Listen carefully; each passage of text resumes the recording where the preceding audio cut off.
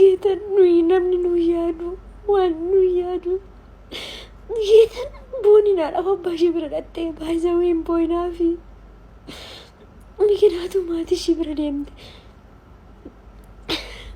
ijoollee haadha abbaa hin qabne dhaggeeffadha yoo dhabe dhaba isaatii namni gadduuf mikinaatu harkaan miila qabdi hojjettee jiraattu akkuma laphee ishee keessa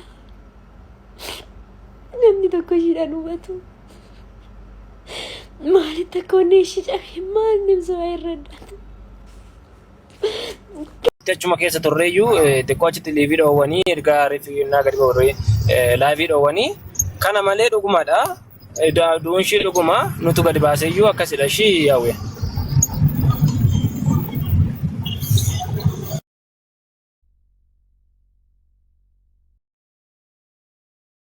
Maqaa isaati maal jenna ree haajama maal ofii maal murtoo amma kana ulfaatu ofirratti fudhachuu maaltu fide yaa biyya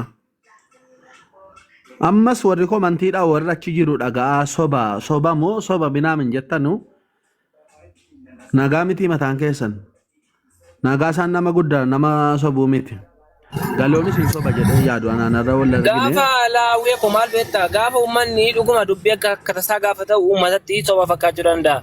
Anumti mataa koo amma naqee achi ga'ee waan isaa hubadhee dhaqee too amma ijaan argutti soba jechaan ture. Maaliif guyyaa nagaan magara ganamaa laayivii turte galgala laayivii turte guyyaa kana turame. Erga siyyuu erga mashiin sana hojjettee ijoollee jiin amma ta'e hin qaqqabne erga ishiin viidiyoo hojjettee iyyuu hin qaqqabne jennee uummata hojii waan isaa adda baafachuudhumaa fide silkees balbilaa turre hundi keenya iyyuu dhaqee achi adda baafannee du'uun ishii mirkanaa'ee biraa deemnee amma gara hospitaala galteetti akkas ishii uummata koo malee du'uun ishii dhugaadhuma. Qaxabatan garuu addunyaa kanarratti lubbuu teetirraa namni mansuula suma mataa kan keeti. Rakkina yookaan duniyaa yoo ta'e duniyaan ni dhufti waan namni itti wal ajjeesu hin jiru. Namoota si jibban yoo ta'e immoo akka kasi jibbu jiru kasi jaalatu kumaatamaan akka jirutti amanuu danda'u qabda. Siigalee namni hanga ati feet obboleessoo jireenyi biyya lafaa yoo namni tokko kasi jaalatu kutee kasan caalaa si jaalatu akka dhufutti amanuu qabda. Rakkina yookaan yaaddoo yeroo sanii ilaalcha yeroo sanii qofa ilaaltanii tarkaanfii lubbuu keessan irratti fudhatina. Wallaahi dhugaan sinitti himi sinigalee saniifuu shamarran akka ilaalcha akka isii kana qaban ammallee ni jiran hafan jeetin amanamu be yoo dogoggoruu baadhee namni harka ofiitiin lubbuu ofii baasu jechuun an akka anatti hedduu natti dhagama noormaali ana waan akka jechan ittiin ibsuun qabu namni kun akkamitti akka of ajjeesu sinaa ta'u garuu warri shamarranii yoo addunyaa ta'e yoo addunyaa yookaan birriin keessan sin jalaa nyaatamee birri yoo ta'e maatiin nama jalaa nyaataa dhiirsan nama jalaa nyaataa dhiirsi niitiin fuudha birrii kan kee waa hedduutu jira yoo namni tokko si miidhe inninis akka booddeen isaa miidhaan isarra ga'unuma jira waan miidhamte san garuu deebitee akka argattu yoo birrii nyaatamte birrii dhabde yookaan qabeenya dhabde miskiina rakkattu taate arra rakkadhee bakka kanatti of arguun qabu boru bakka biraa dhaabbadhee rakkinuma kiyya kanaa gara galee laaluun qaba jettee ofitti himtee of amansiisuu qabdi malee of ajjeeseen of balleesseen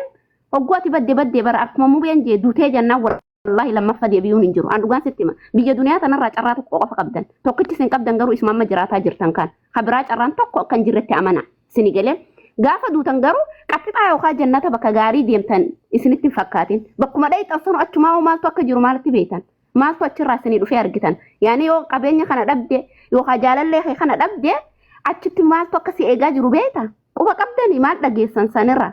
Saniifuu lubbuu teessan irratti tarkaanfii fudhatina yoo jeegna taatan yoo yookaan uuma fedhewu yoo taatanii qabeenya yoo ta'e yoo kutee nin argadhatti amanuu qabda rakkina ammaa kana immoo keessa kutee yoo abbaan manaa keessa cakkane ta'e yoo uuma kamuu jiraate of amansiisuu danda'uu qabda malee ilaalcha gurguddaan fageessitee ilaaluu qabda malee of ajjeesee of balleessuun qaba addunyaa tana rabbii wanni akkatti gamaa gamanaan bal'iseef maaliif akka namni gizee wal jibbee walirraa siqee taa'uuf si galee akkuma sanii.